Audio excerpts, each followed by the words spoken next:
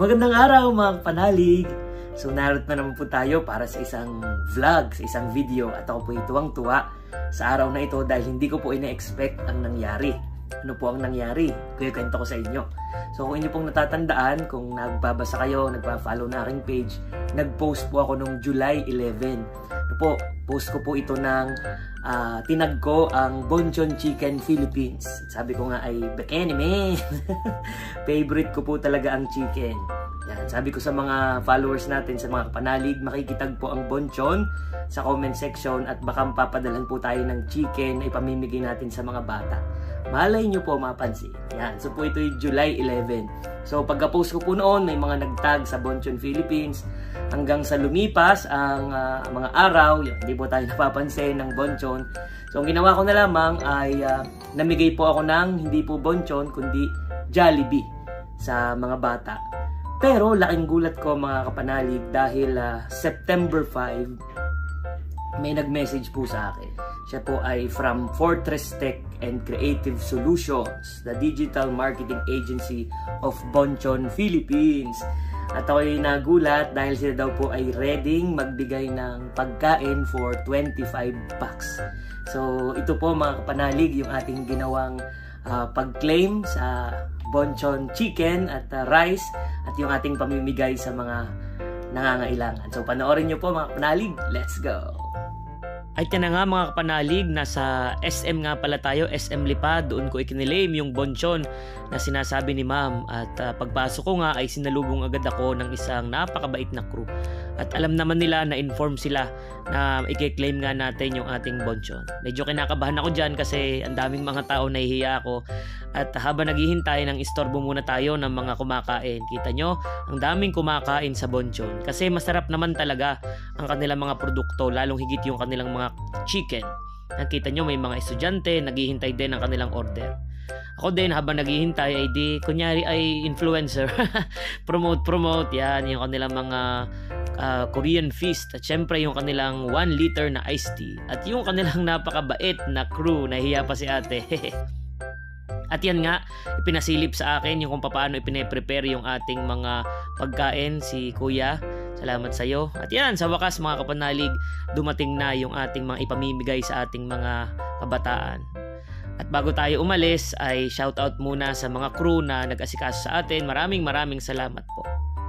Yan na nga, kami ay nasa sasakyan ni Joel. Shoutout kay Joel. Naghahanap kami ng lugar kung saan nga ba pwede nating dalhin ang mga Bonchon na ito. Yan, kita nyo, medyo umuulan pa. At sa aming paghahanap, nakarating na nga kami sa ilalim ng bundok sa paanan. Yan nga pala mga kapanalig ay sa Talisay, Lipa. Yan, at dito na kami mga kapanalig, nakarating na kami sa lugar kung saan namin napagdesisyonan na ipamahagi ang Bonchon. Medyo maraming puno, yan, maliwalas. At dito nga kami unang nagpunta, medyo natatakot pa ako at may aso, takot po ako sa aso. Pero okay lang yon, yan, at sinaway naman ni tatay. Yan, si tatay ang ating unang bibigyan na kanyang mga anak. So tinatanong natin kung ilan sila dito. Dahil kaunti lang naman ang ating dala. Pero ganun pa man, maraming salamat pa rin sa Bonchon. Yan. Sila po ang una nating binigyan. Tuwang-tuwa ang mga bata dyan. Dahil meron silang chicken. Yan si tatay, napapangiti. Sabi ko yung naka-video. Yan, nag-hi pa siya. Salamat po tatay. Nag-enjoy po sana kayo. At sunod namin pinuntahan, sabi ni Joel, ay yung sa may malapit sa ilog. At dahil pababa, kita nyo naman, kami ay nagdadaga sa pababa, no? May momentum po kasi yan mga kapanalig dahil nga pababa kahit ikaw ay hindi maglakad ay parang ikaw ay dumadaus-us. Yan, kaya medyo shaky ang ating camera. Pasensya na po kayo. Dahil nga po pinupuntahan namin yung bahay malapit sa ilog. At yan na nga mga kapanalig, yung bahay na malapit sa ilog, may mga bata din kasama si tatay, binigyan natin ng Bonchon. Nakakatuwa, inabot pa natin si tatay na nagluluto ng kanila yatang tanghalian o hapunan siguro ito dahil ito'y pahapon na para sa kanyang pamilya.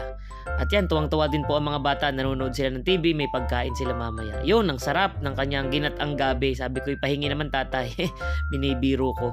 At yan nga mga kapanalig, inabot na kami ng malakas na ulan. Hindi naman masyadong malakas pero umulan pa rin. Kaya kami medyo nagmadali na, naghahanap pa kami ng ibang pagbibigyan. At dahil nga galing kami sa baba ay di pa akyat naman. Kaya kami medyo hinihingal dyan. Naka-speed up yung video mga kapanalig kaya medyo nakakahilo. Pasensya na po kayo.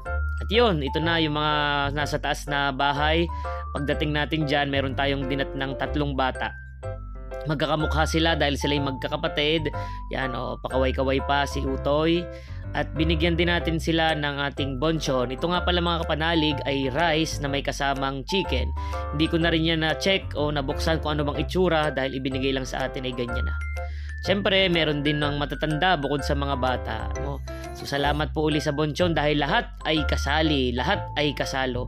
Yan nga palang isa dyan nasa tabi ay nanay ni Joel.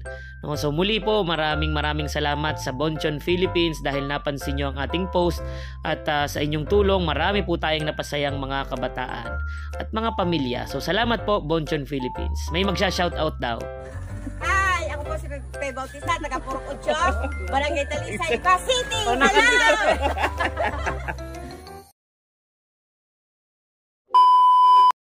Magandang araw mga kapanalig! Naghahanap ba kayo ng mura at magandang resort dito sa Lipa? Abay, dito na kayo sa Casa Marisa Resort. Alam nyo ba na dinadayo ito ng mga artista?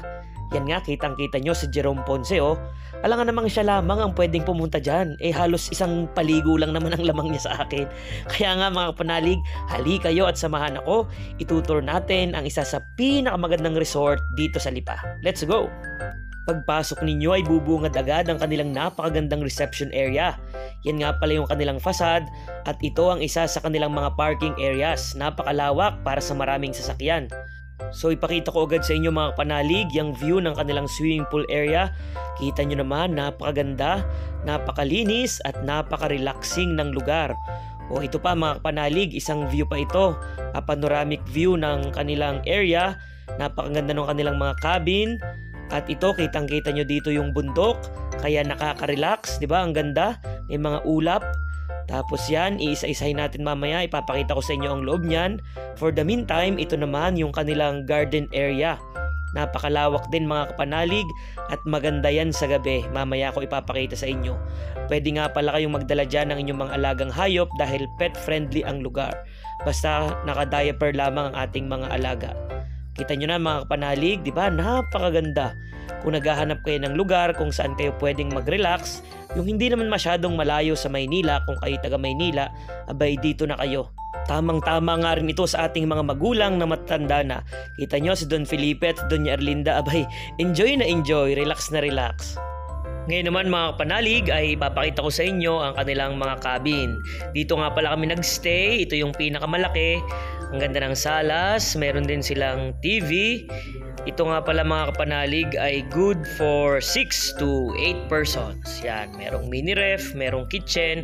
At ngayon ay silipin naman natin yung kanilang tulugan, yung bedroom area. At dito makikita nyo mga kapanalig, meron niyang 3 malalaking kama na pwede ang 6, pwede pa nga ang 8. Siyempre aircon din ito.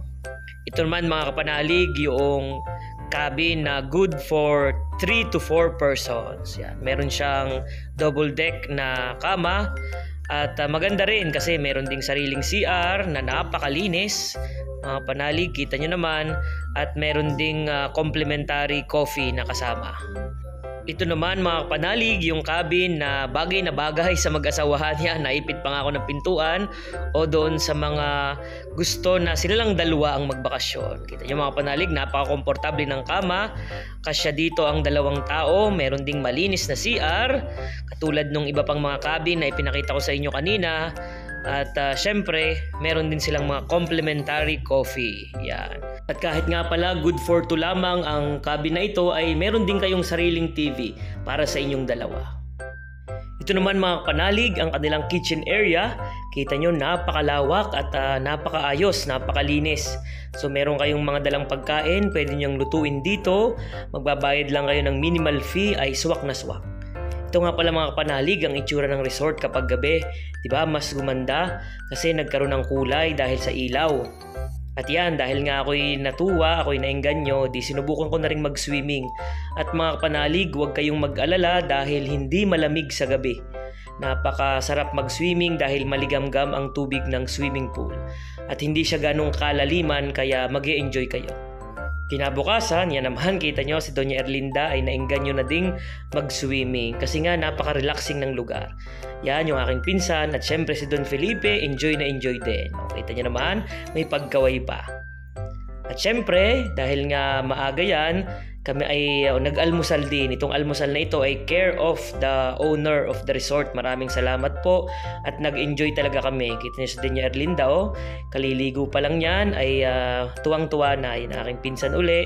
At syempre si Don Felipe ay enjoy na enjoy din sa pag-aalmusal. Yan pangiti-ngiti. Napakasarap ng kanilang almusal dito.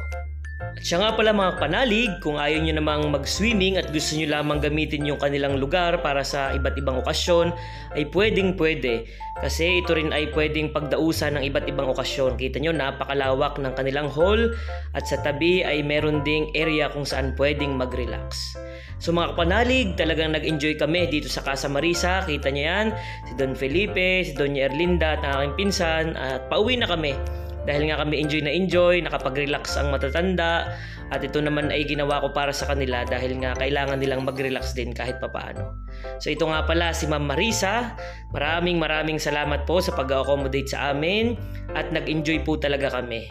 Mga panalig, punta na po kayo dito sa Casa Marisa. Yun lamang po, mag-iingat kayo lagi. God bless. Magandang araw mga kapanalig! Meron nga pala akong gustong ikwento sa inyo kaya kakaiba ang vlog na ito. At ang purpose ng vlog na ito is not to brag but to inspire. Let's go! So kung inyong napansin, narito tayo ngayon sa Batangas Street Fair dito sa The Outlets at Lipa. At nakakatuwa mga kapanalig dahil sa taong ito, kasama ang Sulit Cafe sa mga merchants o mga basarista na narito. At tuwang-tuwa nga ako dahil nakita ko ang pamangkin ko dito at nagtatrive yung kanyang mini coffee shop. Alam nyo mga kapanalig, 2 months pa lamang ang Sulit Cafe at hindi pa naman ganun kalaki ang kita. Pero alam nyo ang nakakatuwa, ginagawang pagsabayin ng aking pamangkin ang pag-aaral at ang pag-handle ng small business dahil meron siyang pangarap. Alam nyo ba na engineering student yan at graduating na? At yung maliit na kinikita ng Sulit Cafe, yun ang ginagamit niya para makapag-aral. Hindi na siya humihingi sa akin ng allowance mula nung naitayo ang Sulit Cafe. Kaya nakakatuwa at kayang-kaya niyang pagsabayin. Sa katunayan, siya nga ang number 1 sa kanilang klase. Alam nyo mga kapanalig, kapag nakatapos si Erica sa pag-aaral, siya ang kauna-unahan at kaisa-isang pamangkin ko na nakapagtapos sa pag-aaral. Kasi mahirap talaga ang buhay noon. Sa katunayan, ako nga lamang ang nakatapos sa aming magkakapatid. Pero kita ko yung kanyang pagpupursigi at pangarap, kaya sinusuportahan ko siya. Kaya mga kapanalig, nais din naming magpasalamat sa lahat ng sumusuporta sa Sulit Cafe. Alam nyo, tinutulungan nyo ang isang simpleng taong may pangarap na matupad ang mga bagay na akala niya imposible dati. Dahil sa inyong tulong, nakakapag-aral ang aking pamangkin at eventually, maaabot niya ang kanyang mga pangarap. Ganon din mga kapanalig, kahit yung mga crew na kinuha ng Sulit Cafe, sila yung mga estudyante din na nag-aaral. Tinutulungan din ang Sulit Cafe para matupad ang kanilang mga pangarap. Kaya muli mga kapanalig at mga kasulit, maraming salamat po sa inyong suporta. Kayo ay bahagi ng katuparan ng pangarap ng mga simpleng tao. Ay siya, balik na uli tayo sa fair. So mga kapanalig, narito nga pala uli kami sa The Outlets at Lipa.